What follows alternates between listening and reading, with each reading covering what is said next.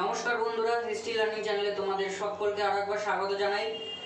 দেখো, আগের ভিডিওতে আমি কাশ্মীর সমস্যা নিয়ে বিস্তারিত আলোচনা করে দিয়েছিলাম। ভিডিওর লিংক আমি ডেসক্রিপশন বক্সে দিয়ে রাখবো। যারা এখনো অবধি দেখোনি তারা অবশ্যই ভিডিওটা দেখে নাও, এবং যারা নতুন দেখছো তারা অবশ্যই চ্যানেলকে সাবস্ক্রাইব করে এই চ্যানেলের পাশে থাকো। ঠিক আছে, চলো আজকের মূল বিষয় হচ্ছে হায়দ্রাবাদের ভারত ভক্তি। হায়দ্রাবাদের ভারত ভক্তি অর্থাৎ আগের দিন যেমন কাশ্মীরের সমস্যা বা কাশ্মীর ভারত ভক্তি যেটা তোমাদের আলোচনা করেছিলাম তোমার সঙ্গে, সেই রকমই এই ভিডিওটা দেখতে থাকো, বুঝতে পারবে। দেখো, প্রথমে পয়েন্ট করেছি ভূমিকা। কাশ্মীর সমস্যায় যেরকম ভূমিকা বলেছিলাম সেরকম ভূমিকাই হবে, শুধু কাশ্মীরের জায়গায় হায়দ্রাবাদটা লিখতে হবে।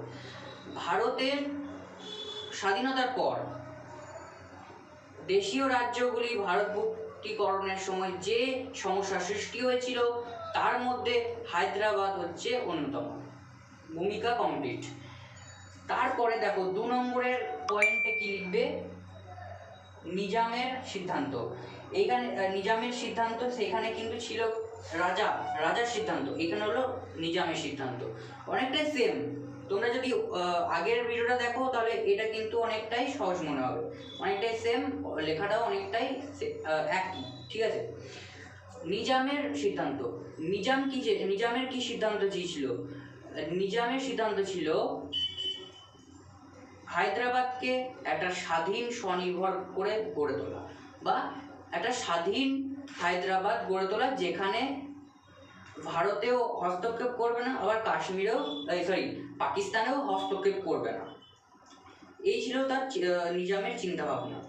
ঠিক আছে, আর এই সিদ্ধান্ত থেকে তিনি পিছুপা হননি, বা এই সিদ্ধান্তে তিনি অনড় ছিলেন। এবার দেখো ভারত ভক্তি, অর্থাৎ ভারতে কিভাবে, মানে ভারতে ভক্তি বা ভারত ভক্তিকরণ কিভাবে হচ্ছে সেটা দেখো। এবার মেন বিষয়ে আসা যাক। দেখো, ভারত একটার পর একটা প্রস্তাব নিজামকে পাঠাতে থাকলো, নিজাম সেগুলি গ্রহণ করলেন না, অস্বীকার করতে লাগলেন। এরপর সেখানকার জনগণ, প্রায় 85% জনগণ ছিলেন হিন্দু ধর্মাবলম্বী। সেই জনগণেরা ভারতে যোগদানের সমর্থন ছিলেন, অর্থাৎ তারা চাইছিল যে নিজাম যেন ভারতে যোগদান করে যায়। কিন্তু নিজামের সেই ইচ্ছা ছিল না। নিজাম চেয়েছিল স্বাধীন একটা হায়দ্রাবাদ গড়ে তোলার। এবার তিনি আস্তে আস্তে ভারত বিরোধী কার্যকলাপ শুরু করলেন, অর্থাৎ যারা ভারতকে সমর্থন করছিল তার রাজ্যে, তাদের ওপর অত্যাচার চালাতে শুরু করলেন। কিভাবে অত্যাচার চালালেন? রাজাকার নামে একটা উগ্র দাঙ্গা বাহিনীর সঙ্গে তিনি হাত মেলালেন। এই উগ্র দাঙ্গা বাহিনীরা কি করলো? হায়দ্রাবাদের যে সমস্ত নাগরিকরা বা হায়দ্রাবাদের যে সমস্ত প্রজারা ভারতের সপক্ষে ছিল তাদের ওপর বিভিন্নভাবে অত্যাচার শুরু করলো। গণহত্যা, নারী নির্যাতন, লুণ্ঠন ইত্যাদি। এই অরাজকতা সৃষ্টি হওয়ার ফলে এই অত্যাচার, গণহত্যা এই সমস্ত চালানোর ফলে যে অরাজকতা সৃষ্টি হয়েছিল হায়দ্রাবাদে, সেই অরাজকতাকে দেখে ভারত তখনও কিন্তু প্রস্তাব দিয়েছিল নিজামকে যে সে যেন ভারতে যোগদান করে, কিন্তু কোনো মতেই সেই প্রস্তাব নিজাম গ্রহণ করেনি। এর ফলে ক্রমশ ভারতের ধৈর্যের সীমা ছাড়িয়ে গেল। আমার তৎকালীন ভারতের সেনার যে জেনারেল, তিনি অর্থাৎ জয়ন্তনাথ চৌধুরী ভারতীয় সেনাবাহিনীদের নিয়ে হায়দ্রাবাদে প্রবেশ করলেন এবং হায়দ্রাবাদকে দখল করলেন। আর সেখানে রাজার যে সৈন্যদল এবং যে রাজাকার, যেটা দাঙ্গা বাহিনী, উগ্র দাঙ্গা বাহিনী, সেই উগ্র দাঙ্গা বাহিনী এবং রাজার নিজস্ব সৈন্যদলকে দমন করলেন, এবং সেখানে সমগ্র অংশটা তারা দখল করলেন। এটা কখন হয়েছিল? 18ই সেপ্টেম্বর 1948।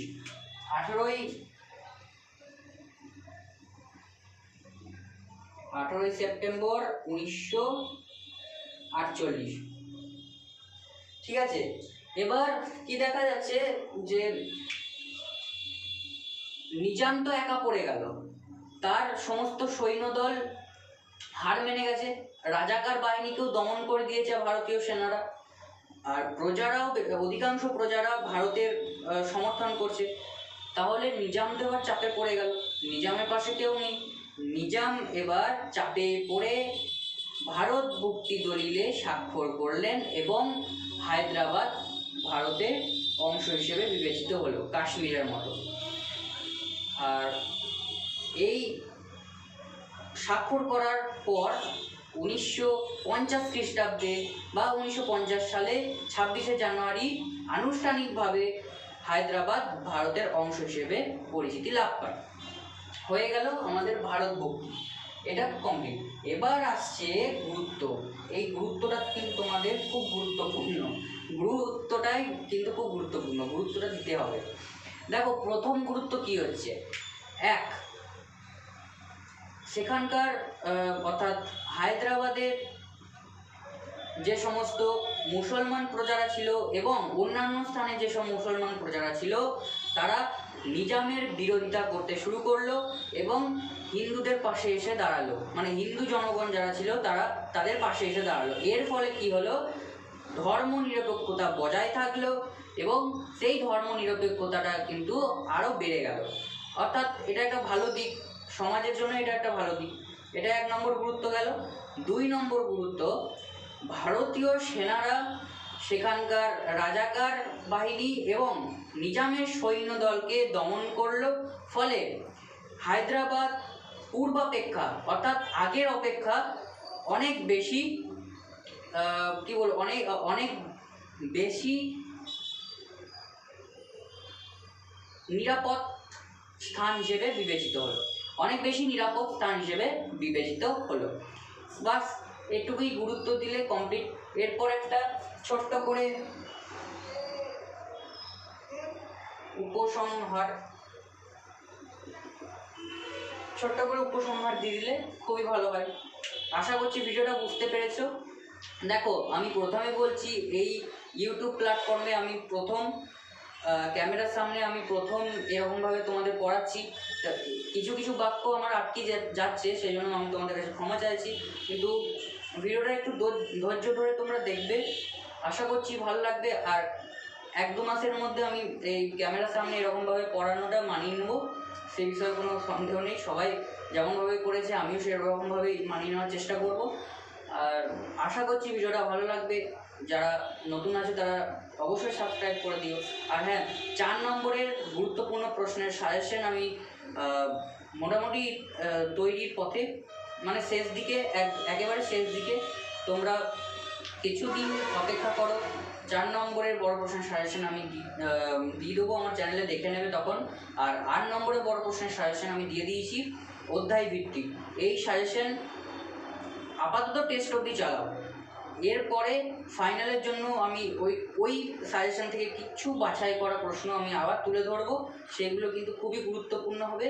তো তোমরা সেই ভিডিওগুলো দেখার জন্য আমার চ্যানেলটিকে ফলো করতে থাকো এবং দেখতে থাকো হিস্ট্রি লার্নিং চ্যানেল। ততক্ষণের জন্য তোমরা সবাই সুস্থ থেকো, ভালো থেকো, ধন্যবাদ।